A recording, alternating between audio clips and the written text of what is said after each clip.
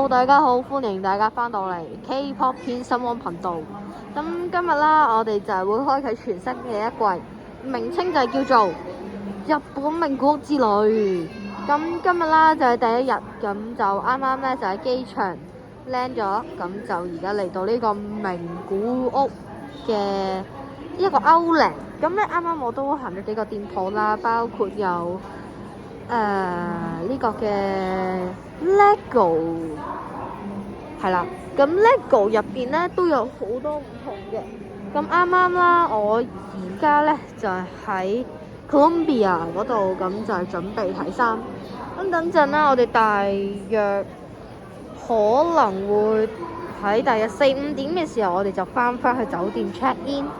係啦，咁咧今日咧其實個天氣咧雖然話名古屋好似好凍咁，萬里無雲，咁但係其實咧都唔係好凍嘅啫喎。咁根據天文台顯示啦，咁就大約係11度，體感溫度就大約係10度。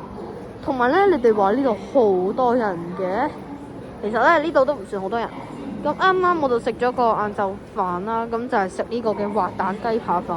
咁我超正咧，就有1000幾yen左右。好啦，咁呢度啦，都其實間唔中會有啲涼風咁樣吹埋嚟嘅。咁如果大家嚟日本名古屋咧，咁記得要戴翻頂冷帽啦，着翻多幾件衫。好，咁我哋等陣，我哋再睇下有啲咩好睇嘅先。我等一陣，我會再拍多啲片。因為我哋啲驚喜會一個一個咁嚟，我哋聽日會去到06賽車場，我哋聽日再見，拜拜。